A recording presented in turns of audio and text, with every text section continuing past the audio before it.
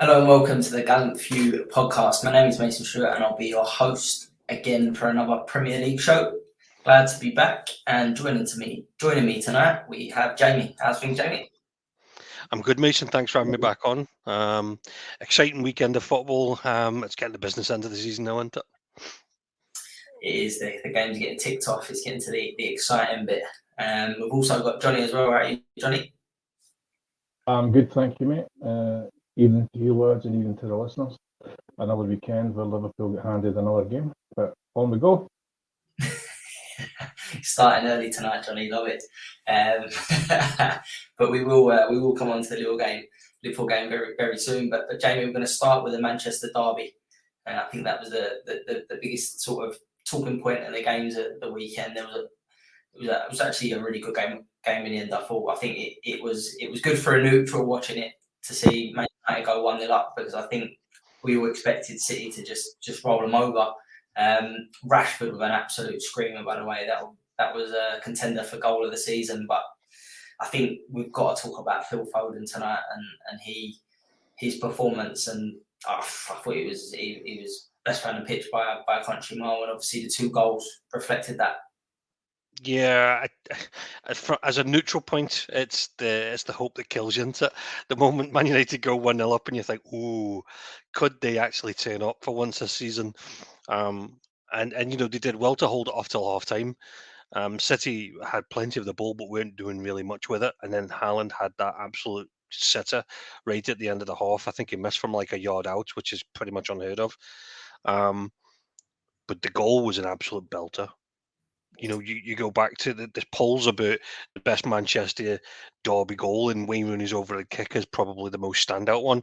I think this adds gravy all over that. This was an absolute belter. It did that little ping off the crossbar, and arguably one of the best keepers in the league and in the world right now as well. So all credit to Rashford. But I think that's where it stops from a Man United point of view. You would have liked to have thought that Man United could have held it together a little bit, but I would challenge anybody and their granny to not think that City weren't going to score at some point. And if you know they're going to score at some point, you know Man United's form is where they're just going to crumble.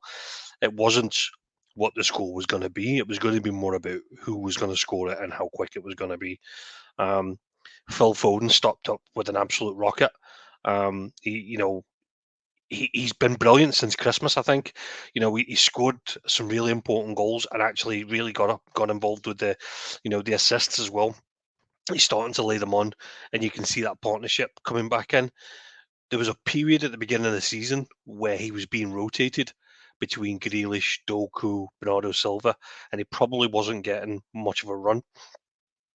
But since he's managed to get into the team, he's just not looked back. He's arguably one of the first names on the team sheet at the moment from an attacking point of view. Julian Alvarez can't even get in the team. He's arguably a partner for Haaland, but Foden's so much more effective at the moment. You would, if you go back to the week before, City absolutely swept Luton aside, and it was the De Bruyne Haaland show, and probably expected that to happen again at the weekend. But Foden just stands up and it's his turn to be counted. And what was really interesting, if anybody's actually seen it, the Monday Night Football last night with Jamie Carragher and Thierry Henry, the way they broke down some of the elements of the game was actually quite awesome to see. And what I meant is the way that they encompassed the whole of the Man United squad within their formation, which meant if they didn't have the ball, they were on the attack to get the ball, and if they did have the ball, Man United were nowhere near what they were trying to do. It was quite good to watch from a tactical point of view how they put that together. But yeah, I didn't believe for 1 second Man United could win the game. I had believed for 1 second they might pull off a draw, but there was arguably some performances in there from a Manchester United point of view that you've really got to stand up and go, what is that? I mean, Rashford scored that wonder goal, but after then, that dive, I'm going to call it, it was an absolute dive. The free kick that he wanted when Kyle Walker was chasing back and they ended up getting their goal off the back of it. It was never a free kick in a million years. You'd never seen Rashford outside of that apart from the missed chances. saw for Amrabat come on and was hopeless. I think he was arguably at fault for the third goal. There's just too many issues in the Man United team to think that they were going to get anything from that. Yeah, absolutely agree with that, Jamie. To be honest, you broke the game down really well there. Johnny, it was the first time Man City have ever come back and beaten Man United in Premier League history. That was one that I see after the game, and it surprised me a little bit. But I think, as Jamie said, we all knew it was just going to be a matter of time before they did get the equaliser and then go on and get the winner. But yeah, I mean, Haaland, I think I've got to mention Haaland as well. I know he does get on the score sheet, but he's missed some absolute sitters in the last couple of weeks as well. I know, mate. I mentioned it the last two pods, and everybody was shocked. It was like, what? Can't he talk about the meat sheet? But he has been. He's been spurting an absolute host, the gilt edge chances. There's been a couple, like that one at the weekend was, I can only really put it down to a bit of a howler, really. But he had one like that. I don't know if it was last week or the week before, but it was very, very similar. He was right under the bar, where it's, I would say, more difficult to put it anywhere else but in the net, or at least hit the target. But it comes back to what we also said, that he's always in the right place. Yes, he is missing chances, but it's going to click. It's going to click, definitely. Whether it's next week or whenever, we'll soon find out. But they need it to start firing. Yes, they came with victory at the weekend. I thought Man United were, it was a great goal, but it was a flash in the pan. They never offered much else bar that. Once they scored, they sat in for about 60 minutes solid. It was just banks of red. It very much looked like the game plan was grab that goal, see if we can nip a free kick, something special, and if we get it, just make it incredibly difficult to break us down. And that's what they've done, obviously, until the breakthrough came. I think most of us expected City. Well, I'll be honest, I thought City would run riot. Probably a lot of it comes back to last season, if you remember. I think it was last season, the 6-3 game, when we had a Haaland hat-trick and a Foden hat-trick. So I think people had that in the back of their mind too. But yeah, I agree with Jamie on the dive and that as well with Rashford. What annoyed me more about it wasn't so much a dive. Players are going to try that. They do it nowadays. I don't like it, but it's part of the game. A lot of them are training to actually do that. But when he does it, he goes down, he tries to fish for the foul. Now, it comes apparent really quickly, that he's not getting it. So why lie on your arse and whine when a team are away on a rapid counter-attack? That would drive me nuts if I'm the manager. Get up and chase. He's the fastest player on that pitch, but arguably only Kyle Walker is going to beat him. Run that ball down, but doesn't do it. He just throws a tantrum. So I don't know. Yeah, either lazy or petulant, a bit of both. But that's the two sides of Rashford. You see the special side, what he can do with that goal, and then you see the ugly side, where he's not really fighting for the team once they're under the cosh a wee bit. But it's an exciting run, mate. I'm actually really enjoying it. I agree with Foden. I think Foden's been their best player. Probably up there with Rodri. I think Rodri's probably a wee bit underappreciated because of the position he's in. You score goals, you're going to get more plaudits. But I would put the two of them up there, probably a few levels above the rest of the team. Yeah, no, I absolutely agree with that. And I think come the summer with Gareth Southgate, I think for England, he's got to be the first name on the team sheet. Mason, there was one stat I seen earlier. That was the 12th time that City have went behind in the league this season. That's massively unheard of. You know, when we spoke a couple of weeks ago about this season seems completely different to how they've steamrolled teams before. That's the 12th time they've went behind in the league. That's crazy. I don't know if you had the. Yeah, as well. I don't know if you had the other one at the back. It was probably, I think it was on highlights too. But if the listeners haven't heard it, since Pep took over in 2015, City have won 154 more points than Man United. They've won 62 more Premier League games, and they've scored 243 more goals. That shows you the gulf. That's madness. So I was actually going to ask that, Johnny, when you was talking, and I'll ask Jamie in a sec as well. Do you think since that 6-3 game last season, do you think Man United have improved? No, I think they went through phases where it looked like they were, they've done it this season too. And I think it was you and I, Mason, were discussing it a few weeks ago. I'd said I wasn't convinced because they are very scattered. You know, they're scatty. They go on these runs, they look good. You think maybe they've turned the corner, and then it folds again, which is where we are right now. So no, I don't think they've deteriorated. I don't think they've got any worse. I think they've wasted a fair bit of money on players who just aren't performing.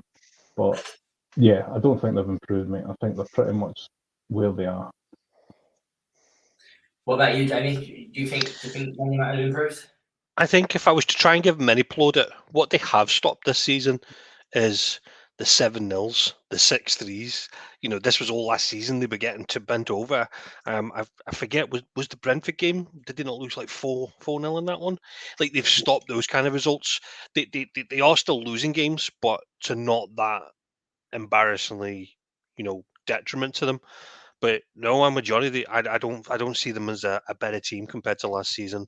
They've spent more money. They've brought in more players. They arguably have more injuries, but you can't then blame the squad when you're bringing in people like Johnny Evans, which, no offense to him, but is not a viable option when you're losing people like Varane for so many weeks, and then Lissandro Martinez looks to be out for the majority of the season. Luke Shaw now looks to be out for the majority of the season. Malacia is gone. You can't be relying on Johnny Evans. It's a bit of a piss take, isn't it? Excuse me. And I think I mentioned it earlier. Amrabat, like him at the World Cup was arguably one of the best players for his position in the World Cup. Nowhere near that kind of a player for Manchester United. Absolutely nowhere near it. If anything, he's the first person to get booked. He's so rash in his challenges. But I think that's a reflection of the majority of the Manchester United team at the moment. So no, even though they spent 50 million on a goalkeeper, 70 million on a striker, they're not any better than last season, in my opinion. No, I have to agree with that. And as you said, spending all that money, I think the money was We forget about Mason Mount as well. What was that, Johnny? Yeah. What was that, 60, 70 million? I know he's injured, but that's still 60, 70 million pissed in the They drain. they got a fucking bargain there. But didn't talk about that once. Crucify the rest. good bit of business from Chelsea, Johnny. Johnny, moving on. I'll come to you first on Liverpool leaving it extra late to win the game 1-0. An absolutely massive win. I'll let Johnny come first before we come to Jamie. That could be a massive goal come the end of the season, and I think we all expected that later that game went on that Liverpool was gonna drop points. Sorry, mate. I was laughing when you called my name there because Jamie just a bit shocked. He thought he was getting tagged in straight away. No, I want you to go first. El Pantera, go for it. Okay. I thought it was overly harsh on Forest. Taking away how the goal came about, I didn't think they deserved to lose that game. I thought they'd done relatively well, and they did have a lot of chances. Alanga had a good game. He had some really good chances. I thought Kelleher he was excellent again, sorry. Liverpool had their chances too. I'm not saying they didn't. The main player I actually wrote down was Kelleher. Most of the point is he's came in a title run in an injury-ravaged team, trying to replace one of the best keepers in the league, and I think he's been outstanding. That's no easy task. So fair play to him. Yeah, it's a big point. Sorry, a big 3 points for Liverpool, or a massive goal, whichever way you want to put it. But I mean, it's also a massive goal for Forest. Where they are right now, that could be huge for Forest. This could come very, very close towards the back end of the season. I don't know, mate. It all comes down to that decision for the goal. It is always going to be spoken about, and just as a football fan, it's a howler. There's no other way to put it. He gets it wrong. The rule is fairly simple. If the ball is, if he blows the whistle, and pulls the play to a stop for a head knock or whatever, if the ball's in the box, yes, it can go back to the defending team. So, Liverpool, example. If it's not, which it wasn't, it was outside the box, it goes to Forest. They continue with a throw in to the nearest area. which they didn't get. So yeah, that's bread and butter for a referee, surely. And I'm not putting any of that on Liverpool or none of the, again, back to the tinfoil hat. I'm just saying it's a honker. So yeah, that is a bad one. But where I will give Liverpool plaudits for is the game drags on. It's in the 99th minute. They never stopped. It looked like it was bound for a point. Forest actually had a really good chance prior to Liverpool scoring. It might have changed the outcome of that game, but they never took it. So you look at two ways. You can say the decision, was a bad one and it cost Forest 2 points, or you could say Liverpool took it right to the death and kept going and go. I mean, it was a very, very great performance, and it took a lot of heart to drag 3 points out of that game. And I'm taking nothing away from them because they are hammered with injuries. They have kids playing, and they've played a lot of football recently. They've just came out of a cup final. A lot of teams get a hangover for that. They haven't. So yeah, that was kind of my takes on it. Yeah, fair enough. Jamie, that was Liverpool's first 1-0 win all season, and the man Nunez come up with the goods. So, Johnnie, shite, utter shite. So, I call it what it is. And you know what? This goes back to how it's portrayed in the media. The media have absolutely, there's a referee saying that, an ex-referee saying that that's a monumental error. It's not a monumental error. It's an error. It's a decisive error that he's made. And see, if Forest weren't where they are in the league, this is not spoken about in any kind of context. If Forest are halfway up the table, nobody's moaning about this. Nobody's calling it a monumental error. Nobody's calling it about it's referees had a stinker. What people are also forgetting, and I love this from Match of the Day, that they're so one opinion sided, in their take on it. The same thing happened in the first half, where Ryan Yates goes down clutching his head, and the referee pulls it up and he gives it back to the Forest players instead of giving it back to Liverpool. So the same thing happens, but the opposite way around. So if anything, he was consistent at being wrong. But again, nobody's saying that that's a monumental error. Nobody's saying that's a massive error. That's a crazy decision. It's just an error. And I think it's only because of the timing of the incident that this is obviously being such an issue for everybody else. What people are also forgetting is, see, from that incident, 1 minute and 58 seconds go by before the ball goes into the net. There's a throw in, a corner, a clearance out of the box, and a chip back in. So it's not like, see, if Diaz had taken the ball off Hudson-Odoi, who had the ball when the ref blew the whistle to kind of pull up for the head injury, and Diaz run on and secured a goal out of it, then 100% I'd be sitting there going, "Ooh, we got to take a licks. We got away with that one." But it's not. It's a minute 58 seconds. They have 4 attempts at trying to clear the lines, and they don't. And Liverpool capitalise on it. Yes, we get away with one, absolutely. But let's not call it a monumental, just crazy error, because actually, I don't think it was that bad. You want to talk about monumental errors? Let's go back to VAR. Let me nitpick, and we'll go back to VAR in the Tottenham game where Luis Diaz is 2 yards onside, and they draw the squiggly line that makes it look like he's offside. That's a monumental issue. So I have absolutely no sympathy at all for any of the Forest complaints. I probably should do, but I'm past caring about it. The amount of issues that Liverpool have had with Paul Tierney as the referee. Do you remember the Robertson got sent off for having a fight with the linesman last season? That was Paul Tierney. Remember Robertson got sent off against Tottenham? That was Paul Tierney. Paul Tierney and Liverpool just don't get on. And Johnny's taken my tinfoil hat off now, and he knows full well. So the fact that we actually get something from Tierney, stick it in your pipe and get on with it. And my last point on it, Alan Shearer said after the Tottenham game, when Liverpool were complaining at the standard of refereeing, he literally said on Match of the Day, just get on with it. Yet he's sitting crying on the fucking TV. I'm pointing at my TV like you guys can see that. I'm sitting crying on my TV on a Saturday night saying it's a monumental howler. Away in shite. Honesty fuck. Did I say monumental, or did Alan Shearer say monumental? No, you're backing up Alan Shearer. I can see it, Johnny. I'm not saying what Alan Shearer said. All I've done was I just mean this whole poor Nottingham Forest. Johnny was right. They had multiple chances in the game. We had a lot of youngsters on the park. We had not a first 11 out. Keller was outstanding. He made some crucial saves. And I think it was a Langer in the first half, Johnny, wasn't it? Where he goes through one-on-one and Kelleher gets a foot to it. It's brilliant. It really is. But we hung in there. We stuck in there. We managed to get some changes on. El Pantera comes on and gets, a cracking goal. Wonderful header, by the way.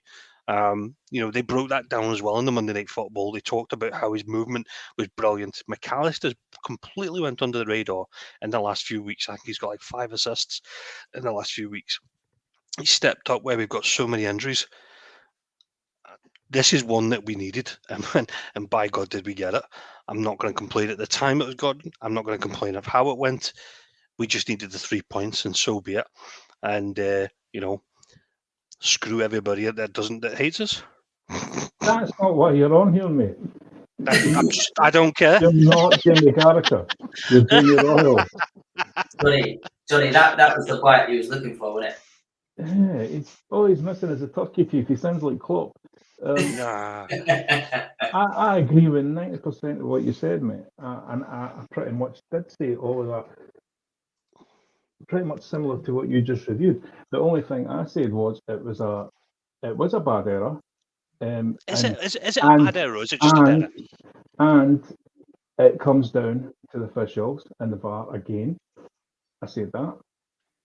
I didn't say that it was anything towards a bias or anything like that. I just think it could be key to Forest. And I also say that Forest had so many chances to win that game. I said that too. So I don't think our views were that different. I think, Johnny, I'll come to you first on it. Is this the problem with football fans nowadays? And we've done this podcast, obviously, every week since the start of the season and last season. See, when your team doesn't get a decision or a result, I mean, I've listened to Super Scoreboard for the last couple of nights, and it's, a lot of supporters instead, even my own supporters, talking about, well, we should have had this, should have been a red card, this should have happened. You've obviously had the other side moaning about decisions. In the Premier League, there's decisions every week. But see, I look at it a little bit different, and as you just said there, if I was a Forest fan, I'd be looking at it more, why are we not taking them chances? I think it's so easy as a supporter, the easy way out to just be like, well, the referee's got it wrong, VIR's got it wrong, the linesman got it wrong, fourth officials. And I just think, you can look at that all day long, but if you're not putting the ball in the back of the net, that's a bigger issue. Yeah, I think it depends on the incident as well. There's some incidents that can change games. There's a lot of games that rely on very small margins. We've seen a couple at the weekend where something like a flashpoint can happen that does change the game. A particular call can do that.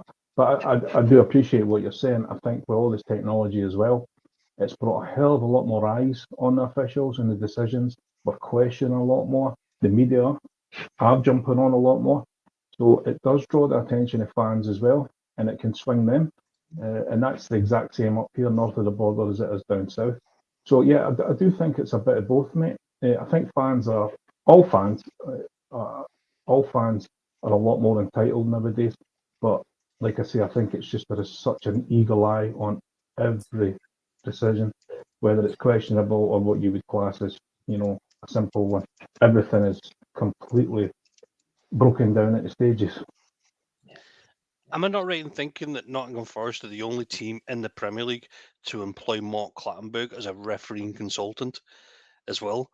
So now they've got an ex-referee sitting in the stadium talking to the owner about what's a good foul, what's a good refereeing decision, what's not a good refereeing decision. And we've seen, which is probably one of the first in the Premier League as well, as the Forest chairman was on the pitch at full time. Now, that can't be acceptable. That we can't. I mean, we've seen incidents, obviously, in Turkey this season where chairmans have been going on the parks and challenging referees. That kind of stuff needs to be kicked right out of the game. But I can't help but think it's fueled by, for example, this refereeing position that's been created for a referee consultant. That can't be helping anybody at all. I think it's huge, mate. I mean, exactly what you just said. You know he's going to either be sitting with it on his phone, the game on his phone at the same time, whilst he's in the stand, or he'll have somebody texting and sending clips saying, that's a shocker because of what's claimed via commentary, or maybe just directly after the match and he charges down. I mean, to be fair though, that guy is bipolar at best. Yeah. His season ticket has been Was it found 45 Marianakis or times. something, isn't it? Yeah, he keeps throwing his season ticket away when they get beat, and all the bins in the stadium. People keep finding them and putting them on social media. The guy's on hands. But I agree with you, mate. I think it is bad. Jamie, moving it on. Arsenal, If we must. if we must. I'm sure there'll be other referee decisions that we've brought up tonight. No doubt about that. Arsenal smashed Sheffield United on the Monday Night Football. I think we all expected Arsenal to win easy. Sheffield United are the first side in English football to concede 5 goals or more in 4 consecutive home games. I said it last week, not last week, week before, just get them down. And I'll repeat that, just go and stay down. I'm more baffled at Chris Wilder's interview after, like, just brushing off like it was, we expected that. I mean, it was just absolutely crazy. I think me and Johnnie were talking while the game was kicking off last night, and I think they hit the ball within the first 3 minutes and a goal line clearance, and you were just like, uh-oh. Because the last time we seen that was when they did that to Newcastle, and I think they were 2 or 3 up in the first 10 minutes. They just everything they touched last night in the box was just going their way. The second balls that were dropping in the middle of the 6-yard line that were getting tapped in for Declan Rice and stuff. They were just all over them and they swarmed. What was a bit worrying from a Sheffield United point of view, you started to see a lot of arguing between the players again last night. I don't know if you remember that it happened against Wolves a few weeks ago when they lost. But Jack Robinson was at the back and him and Vinny Sousa were at each other's throats, and they were already 5-0 down at that point. I thought Arteta was being nice to them by when he took off Saka at half time. But they just went for the jugular, didn't they? I think that I said to you guys before we did the podcast that the most amusing thing all night was the tweets on Twitter, and it was a blind guy being escorted at the park at like 15 minutes into the game. Even he'd had enough. So God knows what it must be like being a Sheffield United fan, because surely you're just ripping your season ticket up right now. Johnnie, I think it's obviously you want to touch on Arsenal as well, but the appointment of Chris Wilder, I think a lot of us were a little bit, questioning a little bit. It wasn't really forward thinking. I did think going in there though it'd make them harder to beat, but I think they've got worse under him. And even sort of watching the game early last night, it wasn't like he's setting them up it didn't look like he was setting them up to be hard to beat. I thought they were so easy to play through. And as Jamie said, everyone arguing, there was no cohesion really between any of the players. I mean, hardly strung a few passes together. Really, really poor. And I think this is going to be the case. I think they're setting records. They're going to set quite a few more yet. Yeah, there's a lot of football to be played for them. They're just really bad, mate. They rolled the dice and brought Wilder back in. I mean, we have kind of gave opinions on going back to managers you've had previously before. I've never been a fan of it. Even if it's somebody successful, that era's gone. It rarely works. If you're a team that they're in that much trouble, and as we've discussed, it's at best the way it looks just now. It looks like a bottom tier championship team. God damn it, get your words out. It doesn't even look like a promotion side. They are so far off it, and yeah, they're getting played through far too easily. But I mean, that is so many goals they've conceded, mate. That defence. How do you get the heads high after those kind of results? Whether it's what they regard as a club legend in Wilder or somebody completely different, it would be a mammoth task. So even though rolling the dice, it was hard to see them ever getting out of that. Probably didn't expect them to get the whippings they've been getting, but especially last night, I thought it was on the cards, mate. Before the game, for example, the bets Jamie and I had been putting on last night were all involving over 4 and 5 goals. Yeah. So, and I think there'll be a lot of people would have done the exact same thing. So they would have had to turn up with about 30 players to get anything out of that game. They just got steamrolled, and it is really, really hard to see that improving. I don't see the point in sacking Wilder or anything like that, or trying to change. I just don't think there's anything they can do, mate. And maybe if they just stop. I mean, just get to the point where say, look, we're done. Just try and enjoy it. Maybe give some of the fringe guys a game, whatever. But it ain't working, mate. It ain't working at all, and it ain't going. Do you know what? Do you know what the biggest? Sorry, Mason. Do you know what the biggest damning you could give him is that Higginbotham was getting a better game out of them, and that's and he was arguably on a downer from the off. But excuse me, some of the performances they were getting they were unlucky. They were putting in performances, but they were actually just unlucky. They were losing maybe a last-minute goal, or they were getting beaten by a silly decision. They weren't getting pumped 4 and 5-0, 5 weeks in a row. That is probably what the biggest damning is. That Wilder was meant to come in and steady the ship, if you like. If anything, he's actually sunk it. There was a wee phase, wasn't there? There was a wee phase where they looked like, I think it was about the same time Luton slowly turned the corner. It looked like Sheffield maybe were, but I don't think it would have made any difference on me. I really don't. Yeah. I think they would have ended up exactly where they are. But do you remember Wilder's first game? I think it was against Liverpool, wasn't it? And Liverpool needed a last minute winner to kind of get over the line. But they're not putting those kind of performances in now. If anything, I mean, we said off the bat, Johnny, what the hell's McBurney doing up top?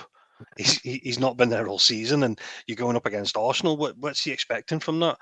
McBurney's a terrible runner. He doesn't hold the line. He doesn't play the link up, and he was non-existent the whole game last night. There was a cracking elbow though. Banger for a yellow card. I feel bad for me. Listen, we're all football fans, and probably me more so than you lads, but I've been in that position when my team's been awful and relegated, and it is dreadful, especially if you're going down that way. But they just don't have the squad. They haven't spent. Maybe they just don't have it, and they don't have the personnel. They lost the best player at the beginning of the season, didn't they? They were forced to sell Sanderberg, for example, and I think the lad that went over to France. They did lose the best player, but that was always the problem. That was always the excuse that we gave Higginbotham, was that he's working on a shoestring. He doesn't have the squad depth. Nobody's saying that about Wilder because he was meant to come in and steady that ship and get the best out of them. And the score lines are astronomical compared to what they were getting at the beginning of the season. I think the problem I've got with it is I can understand it. It's not an easy job for either Heckingbottom or Wilder going in there. But the problem I've got is you shouldn't. I don't care in terms of you've got the worst squad in the Premier League. There's Championship teams that would give better games than what they're giving of late and set up better than what they are. And the problem that they've got is with the batterings that they're getting each week, it becomes the norm. And it becomes like you go a goal down early and it's just, here we go again. And that's, I can't see that changing now. That was pretty much his press conference last night, wasn't it? It was, we lost the first goal and the heads went down. You're like, no, you got ripped a new one for the first 15 minutes. What were you guys doing? So. Doing the goal for 14 minutes. Yeah, I mean, it's shocking. But for Arsenal, it's they were 5-0 up after 39 minutes, and that's the biggest lead at that point in the Premier League, in Premier League history for away side. Johnny, just to sort of finish it off, and I'd be harsh not to sort of mention Arsenal. Not just last night, because I said I think we expected that, but since we've come back, in January, I think the amount of goals they're knocking in, and especially away from home. I keep saying it. I feel like they are in with a shout here. I think they definitely look the most ruthless. Their current form is better than City and Liverpool. I mean, that's just fact. But we've seen it. They were looking great last season too. I think it comes down to the same thing, mate. If they can keep that first team, say 90% fit, I think they are in with a ship. If they lose a key player, I think we might see them wobble a wee bit, especially again if it's at the back, because I think that's where they'll lack the cover more than anybody else on the pitch. Yeah. That would be, especially with the Champions League game against Porto. It'd be interesting to see how that pans out. I think the stat I seen earlier was that since the turn of the year, Arsenal's goal difference is 34-3. 34 goals scored and three conceded, which is crazy. But They have Johnny's right. City soon, don't they? That's coming up. Well, I was going to say that if you think about it, when you're looking about the running, it's going to be decided this month, because you've got Liverpool City this weekend. The weekend after that, I think we've got the international, and then we come back, and then it's City Arsenal. But Liverpool have to go to Arsenal as well before the end of March. So all three of us have to kind of play each other. So I would predict that the Premier League winner is going to come out, whoever's sitting at top at the end of the month. Yeah, absolutely. But yeah, Arsenal roll on. Johnny, Spurs, Arsenal's North London rivals, bounced back, got back to winning ways with a 3-1 win against Palace. That was the 5th time Spurs have come behind this season to win the game, and Palace are now winless in their last 8 Premier League away games. I think, to be honest, I know Spurs have form's been a little bit hit and miss. We talked about that the last couple of weeks, but expected them to win the game, even at a goal down. I still thought they'll turn that around, and that's what happened. Yeah, mate. To start early in the game, I thought Palace looked okay. They were quite defensive. I didn't really expect that for them. This new gaffer likes to get forward, likes to play use the big. You can see for Palace is just how key Eze is. He wins that free fell and then pretty much stamps it. I think Vicario will probably help him a wee bit. He takes a wee step before the free kick taken and kind of puts his position in off. But I can't really take anything away from him in general, because he's been excellent for Spurs. But yeah, I would agree, mate. You have to fancy them to come back. Palace haven't been great. I think the only 2 wins in recent was probably against relegation teams. I think Sheffield and Luton, was it? I think it was. I need to look, but somebody like that. So yeah, I mean, the guy's just in the door, and it's a big ask. Yeah, they got the win at Burnley against Burnley, sorry, but that's to be expected as well. They should be winning that game, given how bad Burnley are. Spurs, we go 1 down, but they do well, mate. I mean, at the end of the day, they bring it back. They grab an extra couple of goals, on top of that. So I would say an expected one. I thought Palace probably helped them a wee bit. As good as Spurs were once they got going, I thought Palace kind of shot themselves in the foot a fair bit. But it'll be interesting to see how Palace got on, mate, because it's mad. It's like there's a couple of players there. You've got Eze Elise, who could definitely play elsewhere. It's always fitness and consistency with they two. When they do play, they're excellent, and they're doing that in a team that are absolutely toiling and still standing it. So the new gaffer's got a big job in his hand, mate. But I think he really needs to start getting. I don't know how close they are to the bottom half of that table. I don't have it in front of me. That's unprofessional, but I know they must be flirting a wee bit. The 14th, Johnny. 14th, right? Yeah, 28 points. Luton are on 20, so they're 8 points above. Right, it's only 4 points over Forest, so yeah, they're not that far away from it. But I mean, on a Spurs point of view, mate, it's a good 3 points. Well, we're talking about this other week there, that there's a good chance that Spurs, yeah, they are. I think they've gotten a little bit better, given what went on in the close season. I think Aaron's just got a lot of work to do there. They are going to drop points here and there, but they're the games they should be expected to win, and they were pretty professional in the end. Yeah, I thought it was, in the end, it looked comfortable. But you're absolutely right. Palace did shoot themselves in the foot. I thought the defending, especially for the Werner's goal and Son's goal at the end, was just far too easy.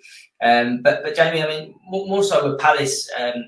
Johnny just said they're 4 points away from Forest, but I think they have got a case here where Elise and Eze both turn up. Palace are a good side, and they will cause you problems. But see if one or neither of them turn up, that Palace don't turn up, and that was sort of what it was like when Zaha was there.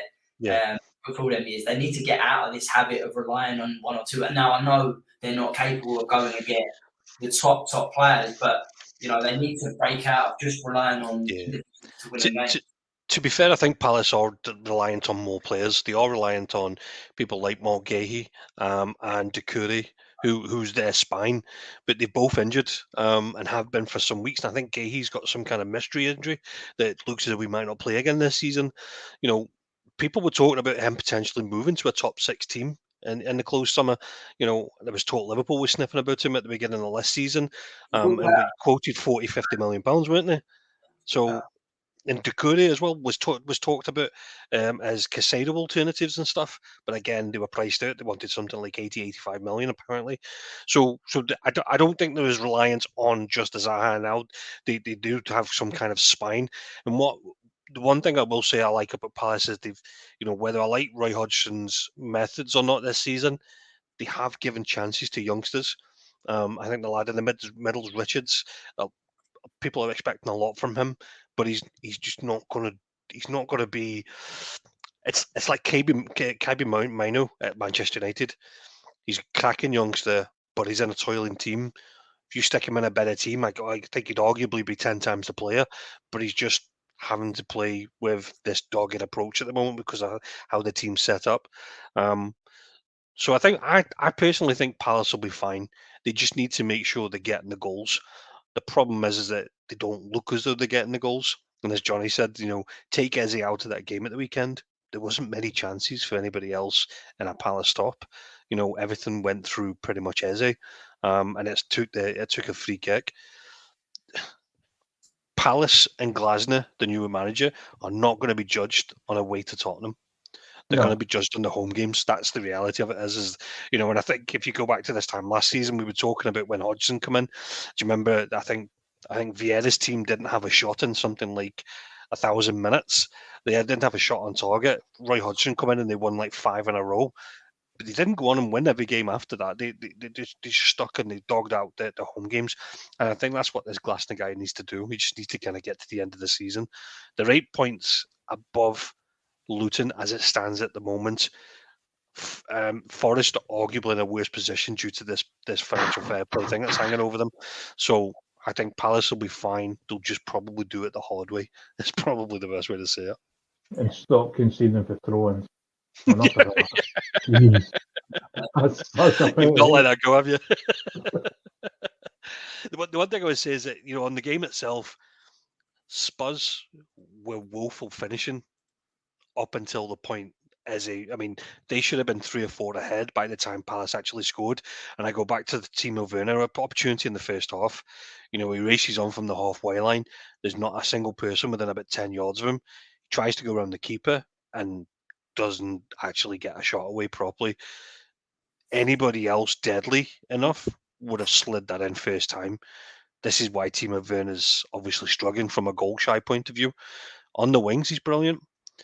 Son as well. Son did score an absolute banger, but it was at the very end.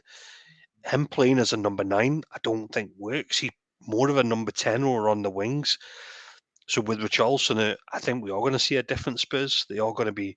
It's like they've got 3 wingers trying to play up front, haven't they? They've got Timo Werner, Son, and Kulusevski. You know, Brennan Johnson had to come on at the weekend, so they've got about 3 or 4 wingers that are trying to converge in that middle, which is very different because we used to see Tottenham playing with a number 9.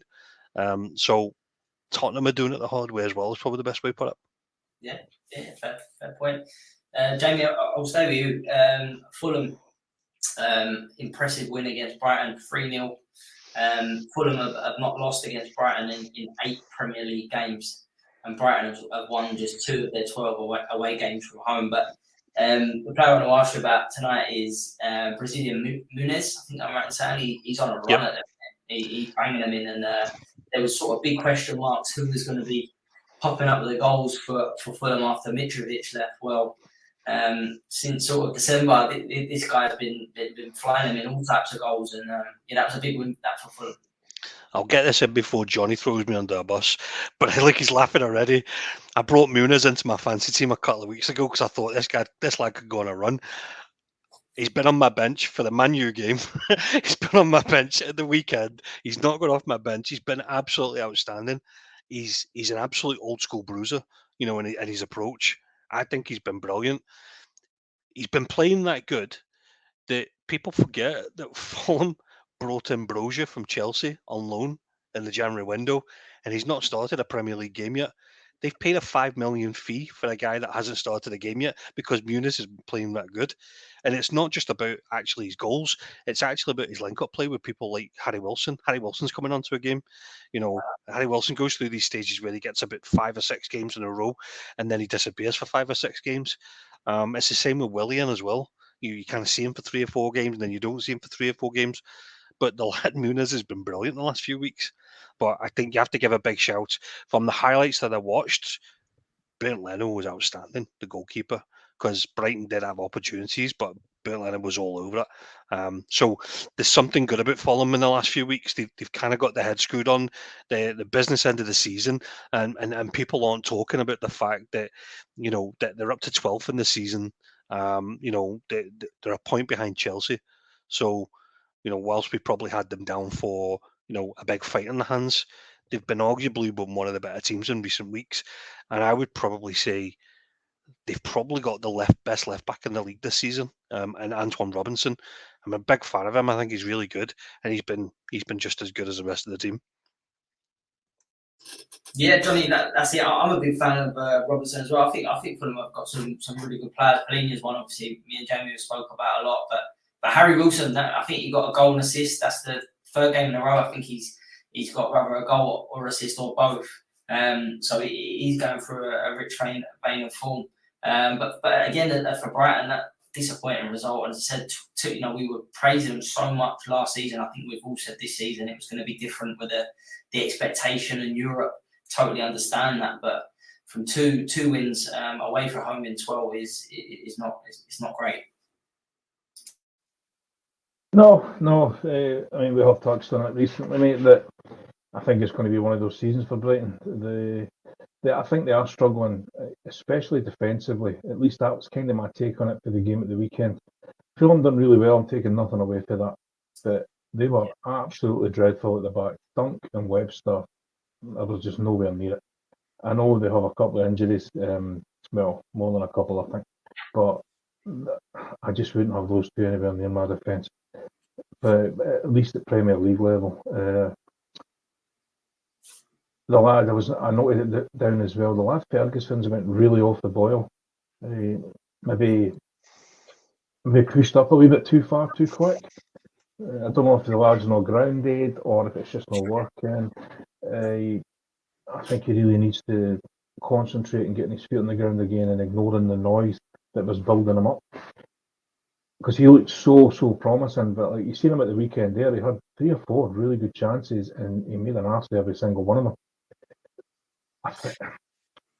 This is what me and you say, Johnny, innit? This is what me and you say all the time. Is he was getting linked with every club in the UK. Do you remember after his hat trick at the beginning of the season, it was like $100 million deal for Man United. Do you remember? Yeah. And it's a good, we enjoyed it. Sort of said for a good few months in the Premier League, and all of a sudden, all the speculation, and I think you're right, Johnny. Just let him settle and play football. I think we just turned 19. Yeah, I think especially media, they are criminal for that. They build up these players that are far too young. Now there are some players that will handle it, but everybody's different. Everybody's a different character. You have no idea how you would react in that situation. The pressure to perform must be massive. So yeah, I think that's definitely not definitely, but I think that is a part of it. They just shot themselves in the foot again, similar to what Palace did. Both goals, I don't know if it was the first and the third or the second and the third, but both of those goals came from just simple giving the ball away, loose passes, and it was exploited. That's things that can be easily rectified and stamped out, but the amount, look at the previous results. I'm just looking over it. 4 past Stoke, 5 past Sheffield, 4 past Palace, 5 past Sheffield again. So they are scoring goals. Granted, that opposition is hardly Champions League level, but they're far too erratic, mate. Far too erratic. Yeah, and looking at, as you say, looking at the recent ones, I think that's 4 losses and 7. So he does need to find some consistency. I don't know if the injury list is as bad as it was, and I'm not putting everything on that, but they do have a thin squad. I think he's probably going to need some of that back. No, my question would be around about his squad choice at the weekend. He arguably went into the game without 3 of his more consistent players. So Adringa was on the bench. Pascal Gross was on the bench, who's arguably their most consistent player of the season. But also the other lad is at Buenaneta. Yeah. He's popped up with a few goals. They were all benched at the weekend.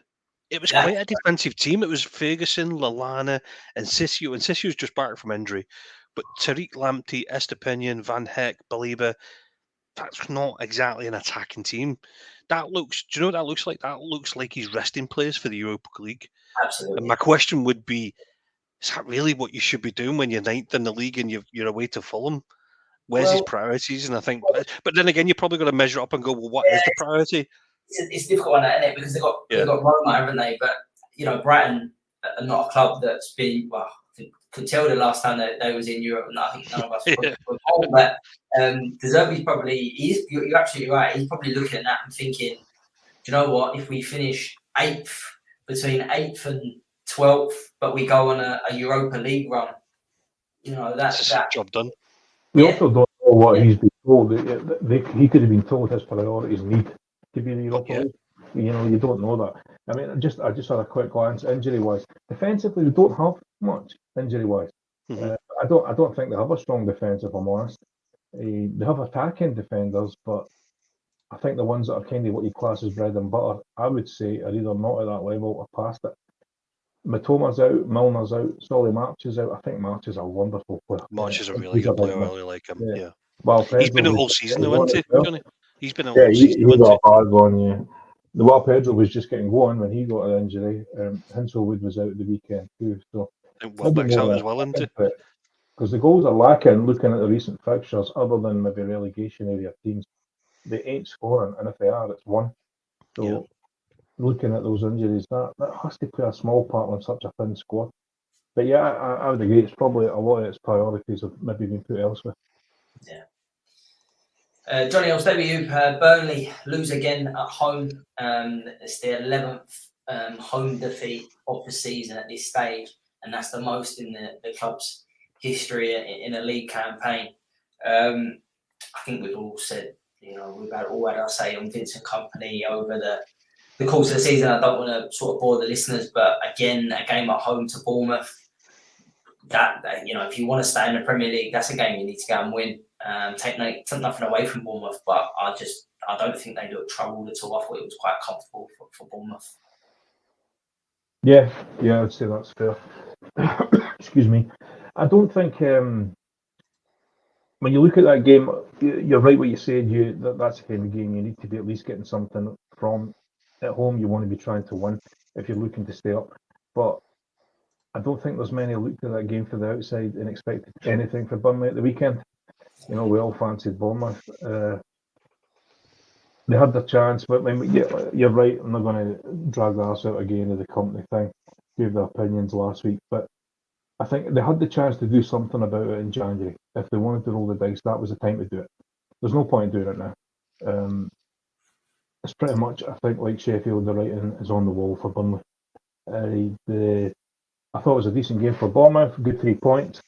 One thing I did notice, I remember I mentioned it last week with the lad Tavernier. I don't know what his goal involvement is, but it must be big because that's maybe 3 weeks on the trot. He's had a lot of chances that lad. So he's one player maybe to keep an eye on that might see something coming his way. But to a Burnley perspective, mate, it's more of the same. Consistently terrible. Yeah, agreed. And Jamie, with Bournemouth, they picked up their 5th away win of the season. I think that's the most they've had in the Premier League. So they've matched that. They've really turned a corner, to be honest, because there was a point where a lot of the Bournemouth fans wanted to see, the manager removed, and he's gone on and won a lot of points since then. And the way they're going, I think it'd be fair to say everyone would fancy them to stay up. Yeah, I think at the beginning of the season, a few weeks in, I think a couple of us were actually questioning the appointment about whether or not it seemed the right thing to do, because it didn't look as though he constantly changed information in the middle of the game, which means his setup probably wasn't straight up. It probably wasn't the ideal, scenario, but he's definitely getting a tune out of them now. that was probably the first week as well that Solanke's not been that effective. Everybody from a fancy football point of view have been jumping on Solanke and he absolutely blanks. But what he's actually getting doing is he's now getting a turn out of people like Semenyo and Kluivert. I think Semenyo has been arguably one of the better players in the last few weeks, especially since he came back from the African Cup. He's non-stop running. However, I do have a bit of a soft spot for the young lad that they bring on. Is it Alex Scott? Yeah. The lad that was at Bristol City last year. He had a nasty injury at the beginning of the season, but they've been working him back into the team. He's a bit of a box to box. He's so attacking in his thought process. I really do like him. I see him having a big future in the Premier League. Not necessarily with Bournemouth, but he's definitely a Premier League style player. I quite like Bournemouth's keeper as well, Neto. He goes under the radar. He pulls off some absolute cracking saves at times, but he didn't need to at the weekend because Burnley, as you guys said, was just very much the same as what we expected. A lot of running, a lot of effort, but no end product. I kind of feel sorry for the lad up front, the boy Fofana. He runs his socks off. He really does, but he gets no service. He gets no thanks for what he's doing. And then if he's bombing up the wing and he turns back and thinks, well, who's helping me? And it's Sanderberg running up the middle and Josh Cullen. You're like, nah, I'm in the wrong team here. But I'll say sorry, is they do get into decent positions. The boy Oderbert, he's always up the top, isn't he? Yeah, he gets in there. There's a couple at Burnley, because remember we said before, who would you take or who do you think could go elsewhere? Yeah. Odebert's one of them. There's another lad, Koleosho. I think he shows sign of promise as well, but he's been out a while. But yeah, they get to that final third and it's like, right, what we might do now? Yeah. Yeah. There's no point crossing it in because there's nobody up there to cross it to. Yeah, I think even Josh Cullen at the weekend was actually trying to run through the defence himself because there's just no options. So I think I would agree that's a huge part of the problem. And I think it can't be good. They spent a lot of money and made a lot of headlines about bringing in the goalkeeper, the boy Trafford. I've not seen much from him at all. I really haven't.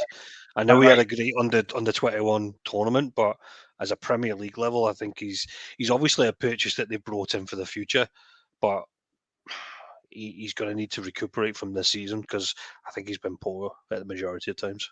Yeah, I've not been a fan of Trafford at all. I understand, having sort of one for the future, but again, I sort of question that if you're a team that wants to stay in the Premier League and sort of reinstate yourself back in the Premier League, I think you need an experienced goalkeeper.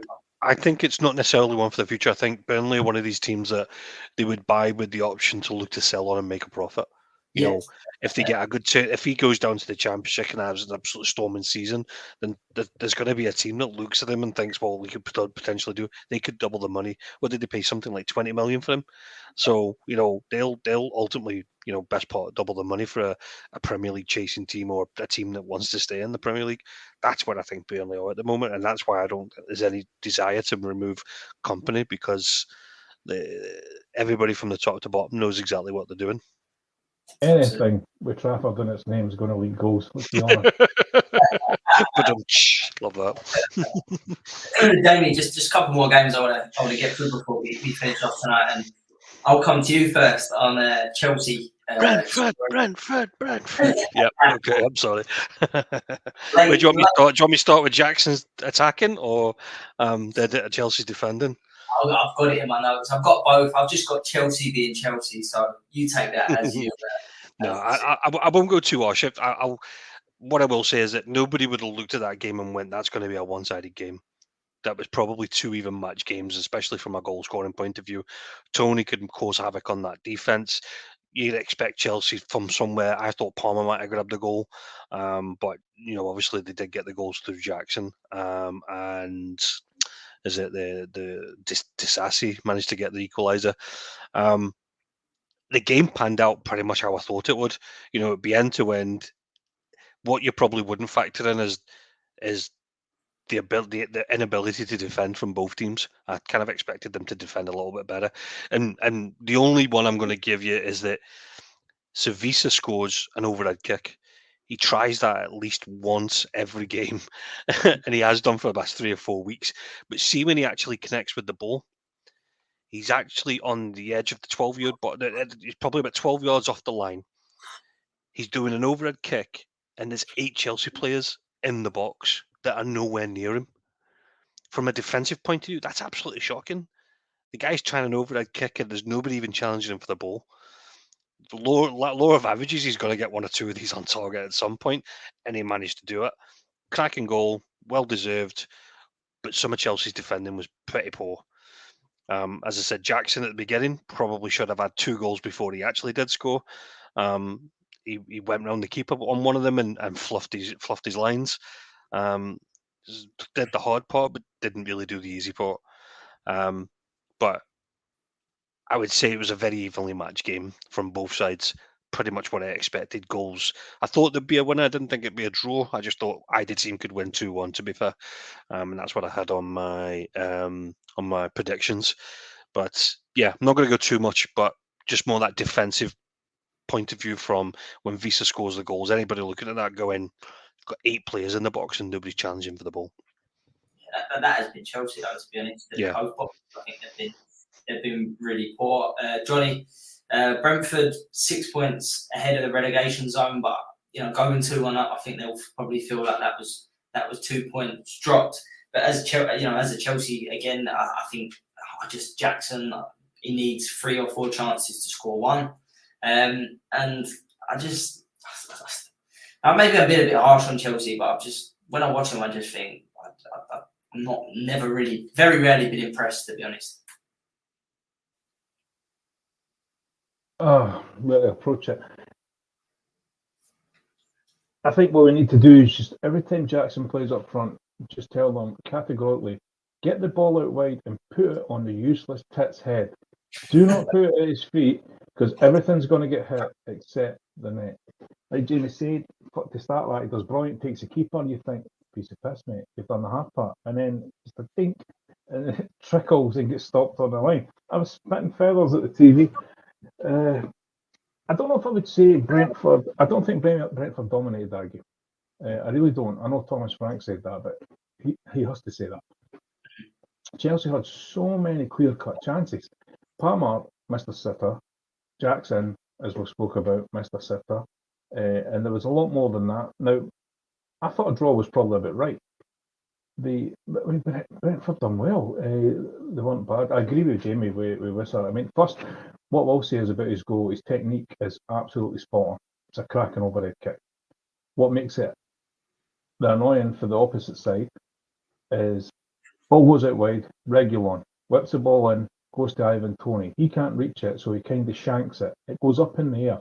When it's up in the air, it's up there for a good few seconds.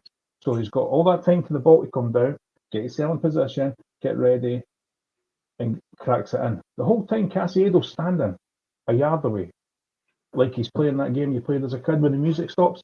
It doesn't actually move. It just freezes in position, and the only thing that moves is his head. So he tracks the ball in the air and just watches it.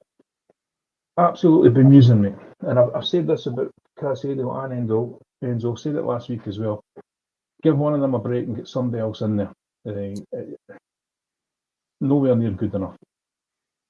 I thought the Blues' point of view, Gusto was outstanding. He put I don't know how many balls that lad put in the box that were pinpoint to a head or a foot that should have resulted in something. He was the one that got the most pass marks for that game. But yeah, I thought it was a pretty even game, mate. It was end to end. I agree with Jamie. I thought defensively they were both a bit poor. 2-2 was probably about right. Yeah, Chelsea grabbed it at the end, but you talk about the whole balance of the game, I would say a draw's probably an even balance. Yeah, got to agree with that. And Jamie, last game I want to talk about this week. Sorry, we're not going to get through all of them, but was West Ham's late win away at Everton. It was a bit of a strange game, really. Everton, I think, should have been out of sight. Missed a penalty. Beto missing a penalty before he put them 1-0 up. And then West Ham come back into the game. Zuma scores a header, and then 2 really good goals actually in added time. But for Everton, they're winless in the last 10 Premier League games. That's 5 draws and 5 defeats, which be a little bit concerning for Everton fans. And just on that as well, obviously West Ham, we spoke about David Moyes, but that's back-to-back Premier League wins, and the noise has started. Get that contract. Say it quietly. Do you know what? It's kind of funny because I was waiting on West Ham for the Coupon, and the longer it stayed at 0-0, and I'm like, oh fuck, it's going to be one of them ones, isn't it? And then they get the penalty, and you go, fuck it, to pull off the penalty save, and you know, Beto gets a bit of criticism for that, but he puts it right in the corner. Areola gets right down to it. It wasn't exactly a bad penalty. Keeper he's got it. Keeper has an absolute stomper of a game. Like some of the penalty save wasn't even the best save he pulled off in the game. There was a couple of saves where it was dipping in over the top, and he's pulled off pure headline shots where you front page them. I thought Areola was absolutely astounding. You look at the score though; it was never a 3-1 game. Do you know what I mean? If I can't believe I'm going to say this. I feel sorry for Everton to a point that actually they should have won that game. They probably, they should, as you said, take the penalty away. They probably should have been at 2-0 up, the chances that they had. But if it wasn't for Areola, then that's what keeps them in the game. They go 1-0 up, and you think, right, they're gonna, because do you remember? I think it was Everton beat West Ham away, didn't they? Do you remember it was I think they won 2-0 or something, and Everton West Ham got slaughtered for the performance, and you thought they've done it again. They've done it again, that they've absolutely humbled West Ham, who are coming off the back of a win. A Jared Bowen hat trick, for example, you were like, oh, they could be in trouble here, but I thought they were going to pull it off. Then the equaliser goes in, and you think, right, that's it. They'll see that out. I look back at the score, and it's now 3-1, and I'm like, what the hell? But when you watch the replay, the rain started about 85 minutes, and the game became massively scrappy. You see Souček when he scores an absolute banger.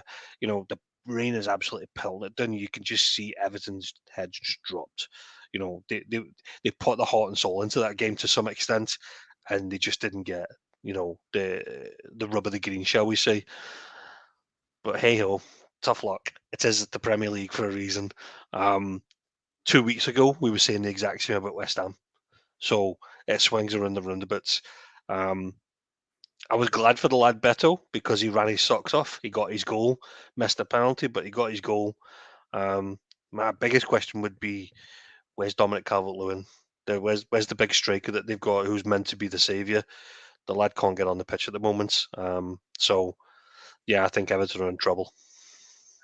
Yeah, his injury and fashion. Fashion. Subjective fashion. Johnny, just to sort of finish that off, then Jamie spoke more there for Everton side, but West Ham, obviously, big win for them, back to back. They've got Europe this week. And the noise around the David Moyes contract goes on. Yeah, Moisey. I know his plan. This is what he's going to do, right? He's going to go on this mad run. He's going to win the next 8 to 10 games, convincingly. And then once the 10 games are up, they're going to offer him a new contract, and he's going to say, now jam that contract right up your ass. I'm off. A good win for them, mate. And you know that, I know it's cliche, the old cliche, like, that was never a 3-0 game. That was never, ever in a million years, a 3-1 game of football. I can only really echo what Jamie said in terms of the game. Everton deserves something. But, like you say, chances are going to get taken, then a bit like the Forest game, you kind of shoot yourself in the foot, don't you? I think, like we spoke about it for weeks. Like, we can only really abbreviate it. West Ham are not doing badly. Yes, they had a blip, but with all due respect, West Ham should be expecting blips here and there. Any club out with top 4 should expect a blip here and there. They're not immune to it. So, good win, good away win against a very, very tough team to break down. There's other teams far better than West Ham have struggled or failed to break down Everton. So, yeah, the only reason they came out 3-1 winners is what Jamie said. Areola he was ridiculous, absolutely ridiculous. Excellent game. I know that's his job, but he was on a different level, absolutely different level. I suppose he'll be buzzing with the 3 points, mate. There must be. Everton probably feel a wee bit hard done by, but It's one game of football, mate. I think what I'll say is one quick thing is I don't know if you watched the pre-match, post-match, manager.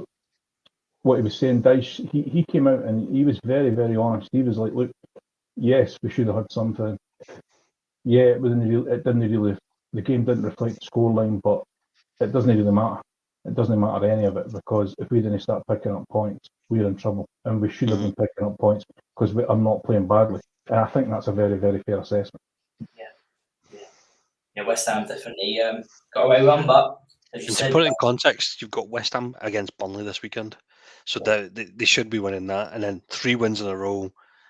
You know, Moyes should be banging on the door and saying double that contract. Do you know what I mean? Everton are away to Man United, so I think that's the early game, the half-12 game. So I think that could be a fun one. Yeah, that's it. And it is. The other 2 games this weekend, gents, that we've not got time is Aston Villa survived a late, had to score late to fight off Luton. Watkins with another double again, just continues to impress. And Newcastle got their first Premier League win of 2024, and it was convincing against Wolves. Wolves dropped to 10th. So all that's left to do, gents, is thank you both tonight. So, Jamie, thanks for tonight, mate. And Liverpool still up there fighting. Thanks very much, as ever. I love obviously coming on the pod. However, this time next week, I don't know if I will be living it because Liverpool City will have happened by then. So if I pull a sickie, you know what the result was. You heard it here first, listeners. You know why he's not here next week. I'll talk about Jamie. And thanks, Johnny, as always, for coming on tonight. Absolute pleasure, mate. You will be on next week, regardless of what. You gave me fucking pelters tonight. I will be here next week waiting if you lose. Just give the listeners what they wanted, Johnny. That was all. Yeah, no, I agree. Thank you, Mason. Thank you, Jamie. Always a pleasure, lad. And listeners, thanks as always. We'll be back next week, which is another action-packed weekend. So make sure you stay tuned in when that drops. As always, take care.